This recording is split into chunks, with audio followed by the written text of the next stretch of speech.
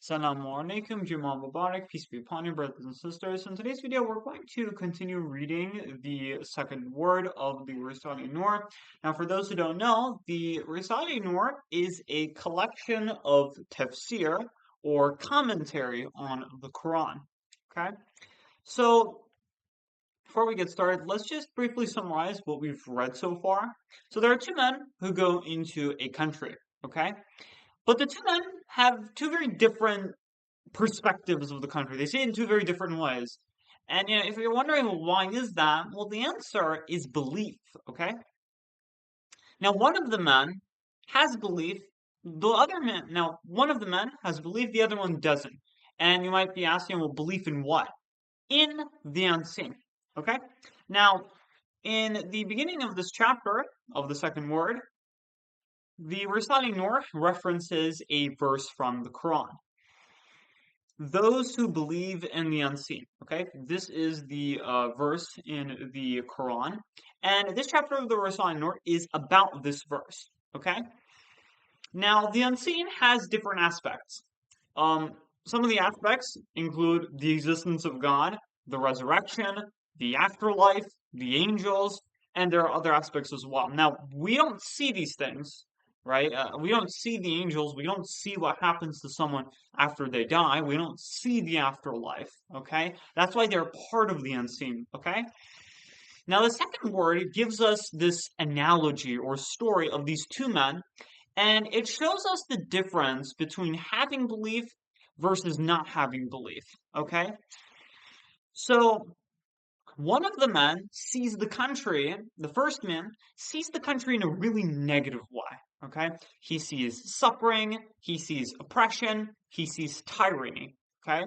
Whereas the other man, he sees the country in a very good way. He sees universal rejoicing, he sees a celebration, he sees a laughter, he sees everything as a friend, while the other man sees everything as an enemy, okay? Now, these two different perspectives stem from whether they have belief or don't have belief.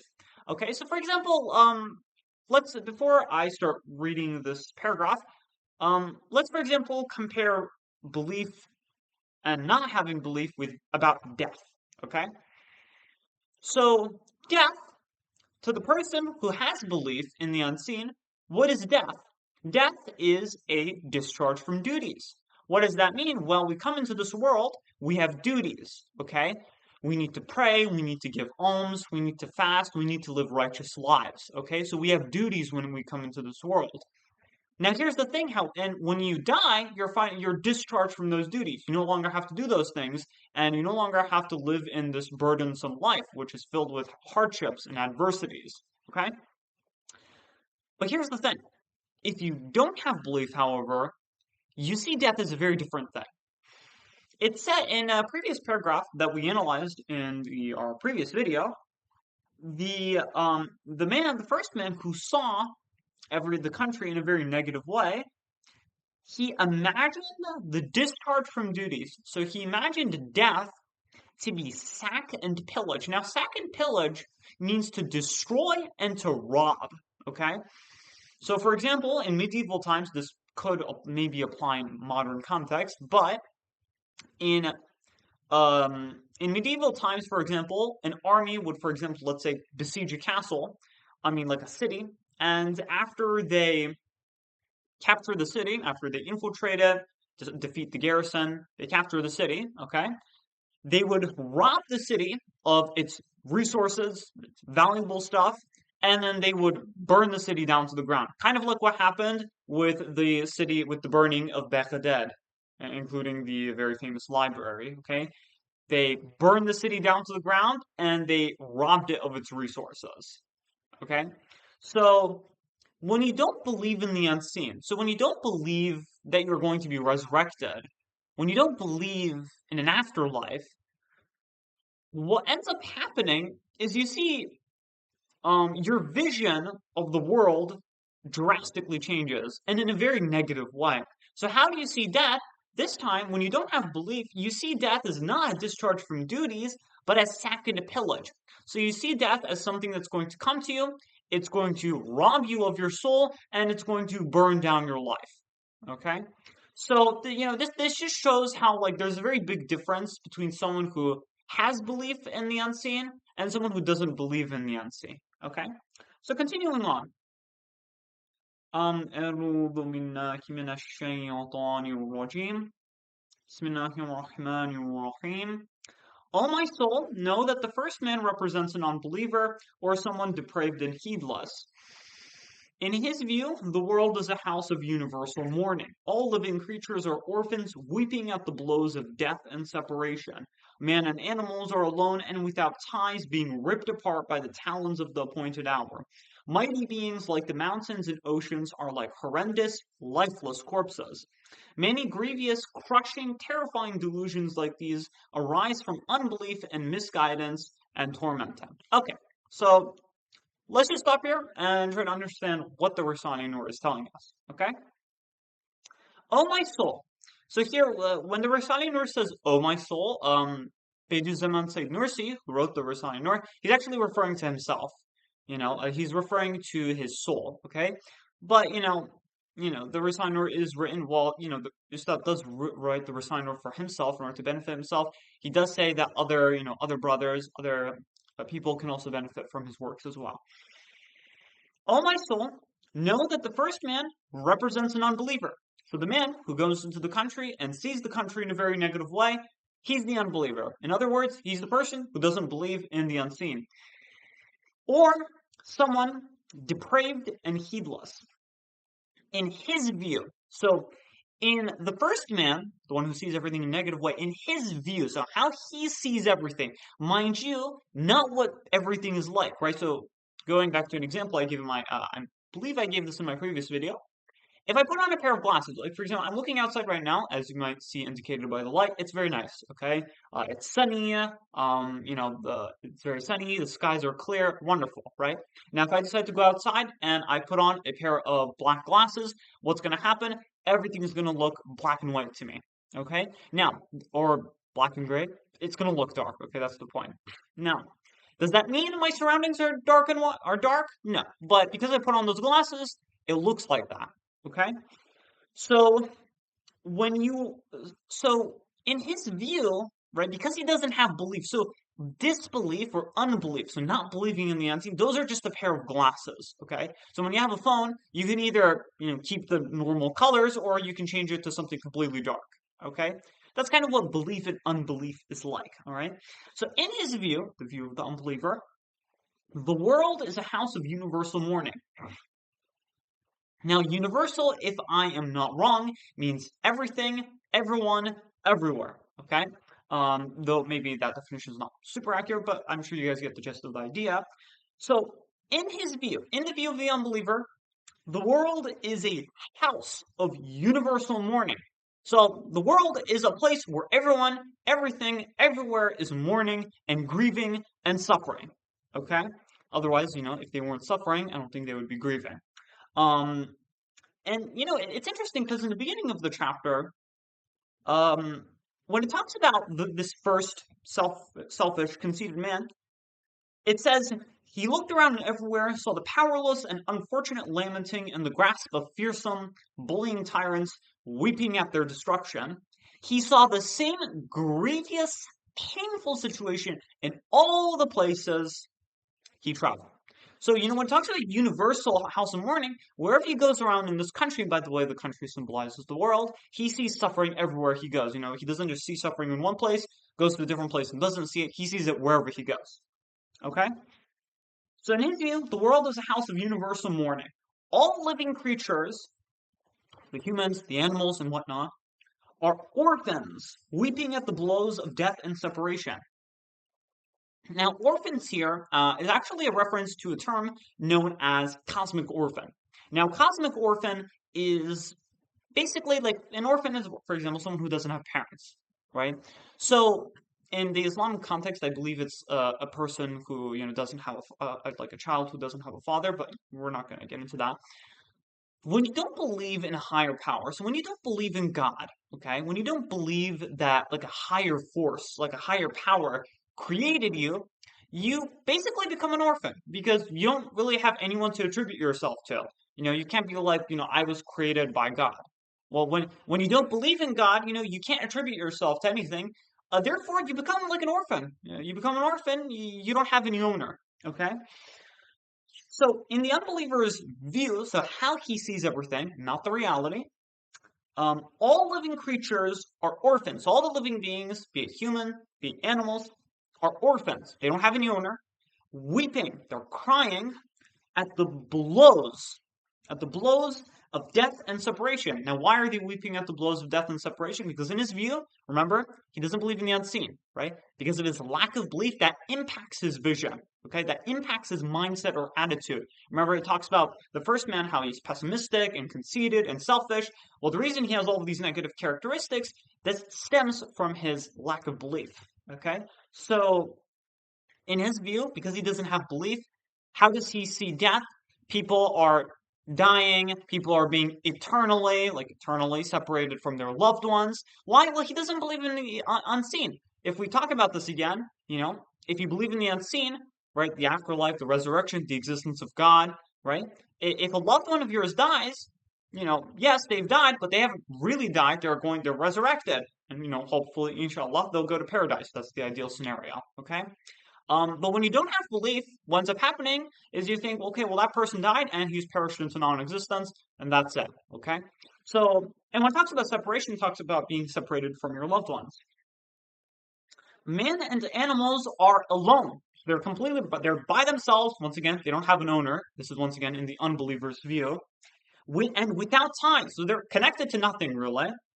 Being ripped apart by the appointed hour. Now, the appointed hour here refers not to Qiyamah or not to doomsday, but rather to, I believe in Arabic they call it Maut. I might be pronouncing that incorrectly, which in English is death. Okay, so the appointed hour here talks about death. The Quran also mentions death. The Quran says you don't know when death is going to come to. Only God knows, the appointed hour. Okay, only He knows it. But we don't know when we're going to die. We don't know when we're going to leave this world.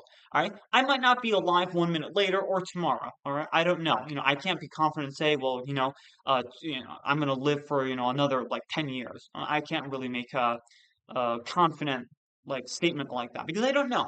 If God decrees it, you can say, okay, well, if God decrees it, He can cause me to die in 5 minutes. So the appointed hour is unknown.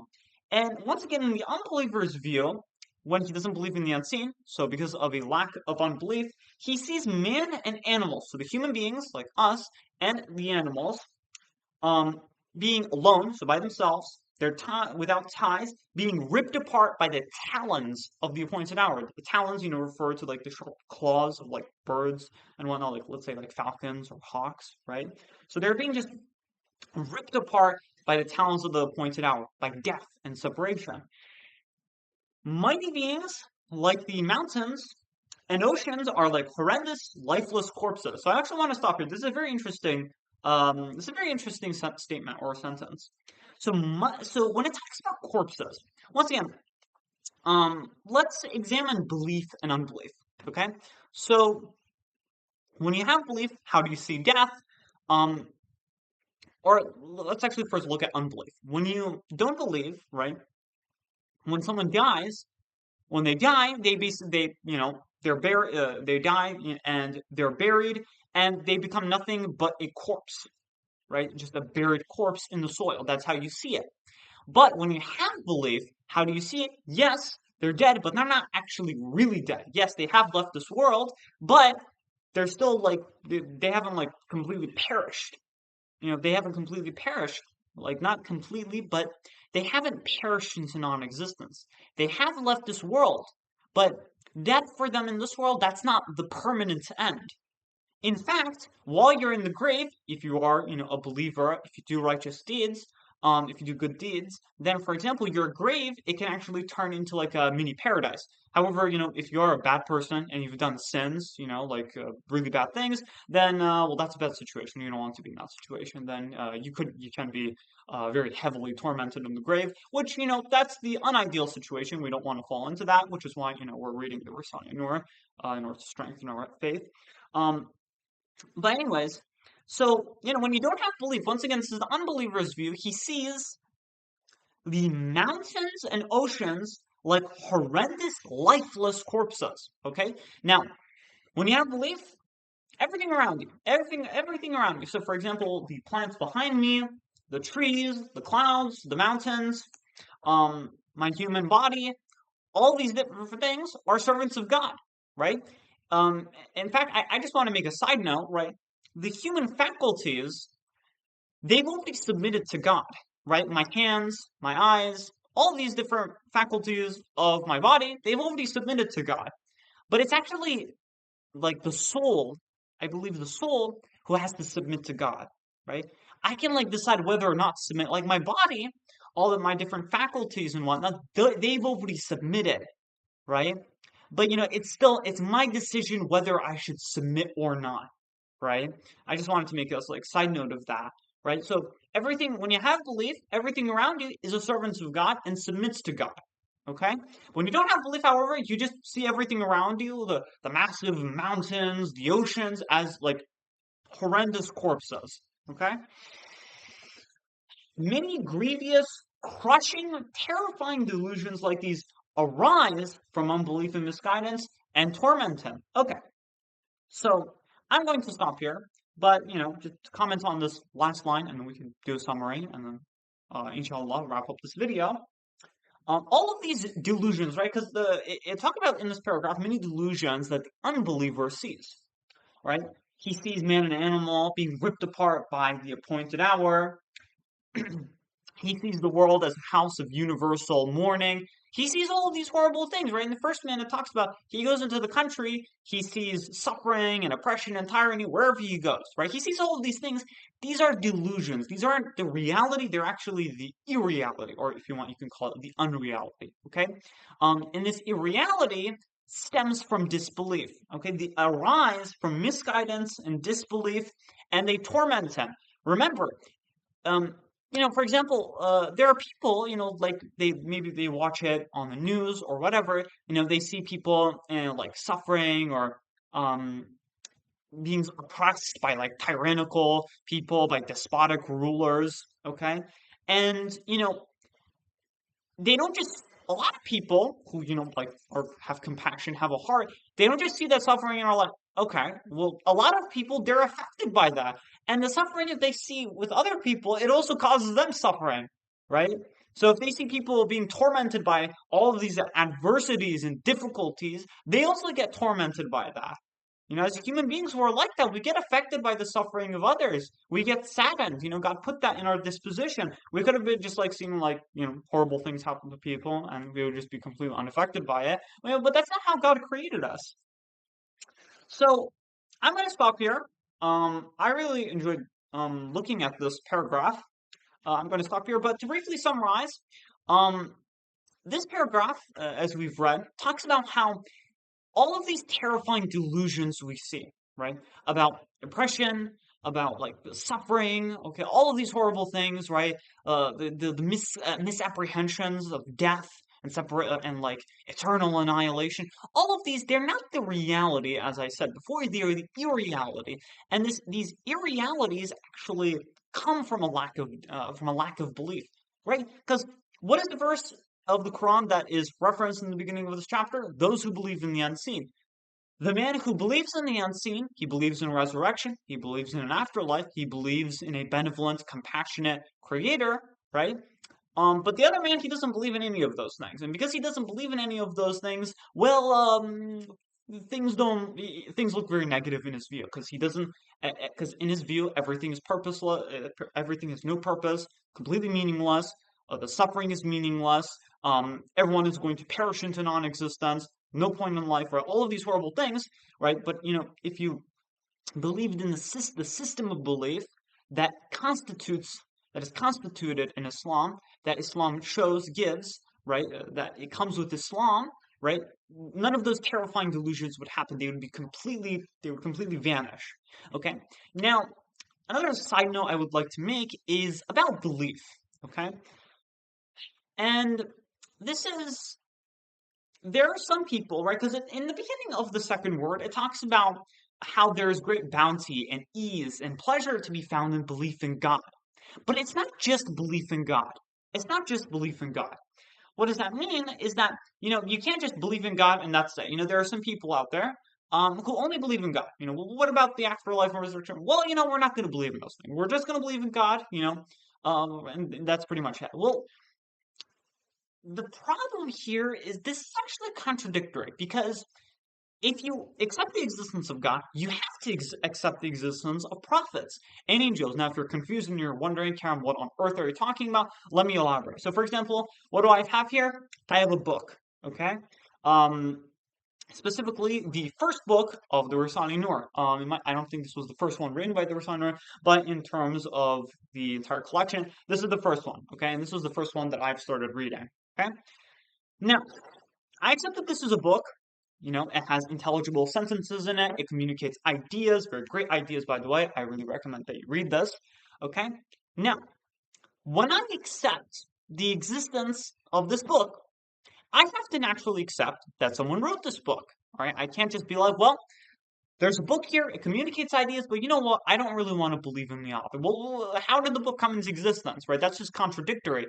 They clash with one another. You need to believe, if you're going to accept the book, you have to accept the author, okay? Even if you haven't seen the author, you have to accept the author if you're going to accept the book.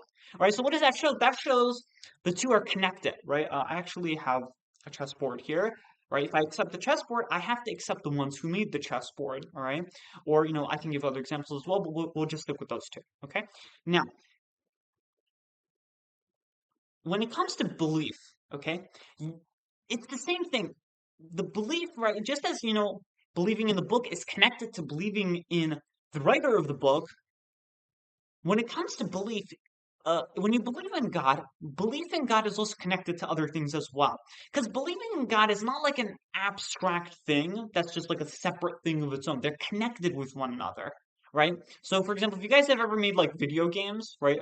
I've tried to do like video game programming in the past, and when you're doing video game programming, some of you guys might know, or if you've made like a flow chart, you'll get like boxes and you'll like connect them with one another, right? And like you can't like in certain circumstances you can't unconnect them, right? They need to be connected with one another. All right, that's how a flow chart works, or a flow chart in like video game development, right?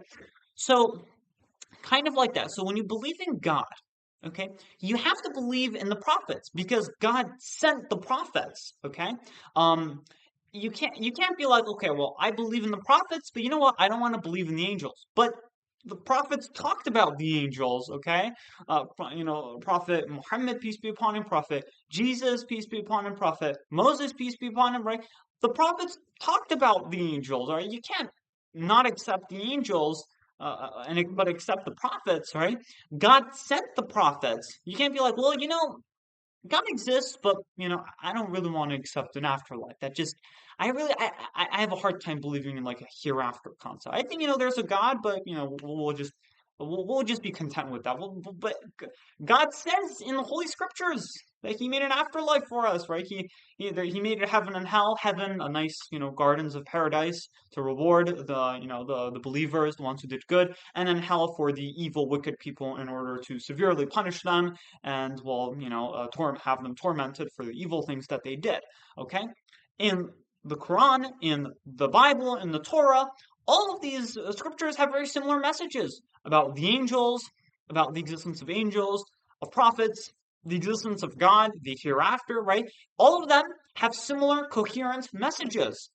Um, by coherent, I mean like all of them share the same message. They talk about the existence of God, the unity of God. All right. So they're connected with one another. So when the beginning of this chapter talks about belief in God, that belief in God comes with believing in the other things as well. And this belief system of believing in God, in believing in the resurrection, in believing in His angels, His prophets, His revelations, this belief system is Islam constitutes. This belief system comes with Islam. So it's actually Islam that changes your vision of the world. It's not just belief itself or belief in God that changes your vision of the world. Okay? So I'm done for talking. But I hope you guys were able to learn some stuff from this. I was able to certainly be enlightened by some of the by some of the things that I read. I hope you guys were too. And inshallah, I will see you guys on the next video. Unless, of course, you pointed out or comments that I'm unable to. But inshallah, I'll live a